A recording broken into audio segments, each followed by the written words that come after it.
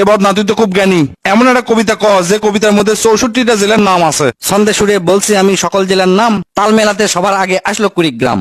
প্রধান জেলা ঢাকা থেকে একটুখানি দূর, এক জেলার নাম নরসিংদী, আরেকটা গাজীপুর। জয়পুরহাট ও লালমনিরহাট দুইটা জেলার নাম, রাজশাহীর নাম উজ্জ্বল করছে মিষ্টি স্বাদের আম। পাহাড় ঘেরা বান্দরবন ও সিলেট খাগড়াছড়ি, ময়মনসিংহের কিশোরগঞ্জে এই লেখকের বাড়ি।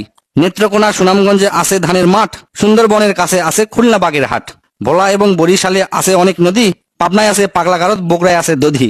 পাশাপাশি দুইটা জেলা টাঙ্গাইল জামালপুর, আরো দুইটা জেলা হলো কুষ্টিয়া যশোর। মনের মতো একটা জেলার নাম তার মাগুরা, দন্তানতে নারায়ণগঞ্জ, নাটোর ও নওগাঁ। দন্তানতে আরো 4টি জেলা বলতে আমি পারি, নবাবগঞ্জ ও নোয়াখালী, নড়াইল, নীলফামারী। গঞ্জদিয়া মানিকগঞ্জ হয় আরো মুন্সিগঞ্জ, গোপালগঞ্জ হয়, হবিগঞ্জ হয় আরো সিরাজগঞ্জ।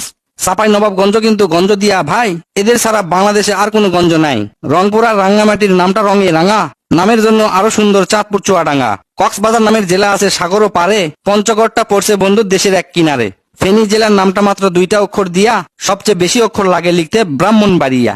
6টা অক্ষর লিখতে লাগে মৌলভী বাজার, এদিক থেকে শরীয়তপুর সমান তাহার। শেষের দিকে এসে দেখি বসছে পুরের মেলা, নামের শেষে পুর লাগানো অনেকগুলো জেলা। পুর দিয়ে ভাই শেরপুর আছে পিরোজপুর, মেহেরপুর ও মাদারীপুর আরো দিনাজপুর।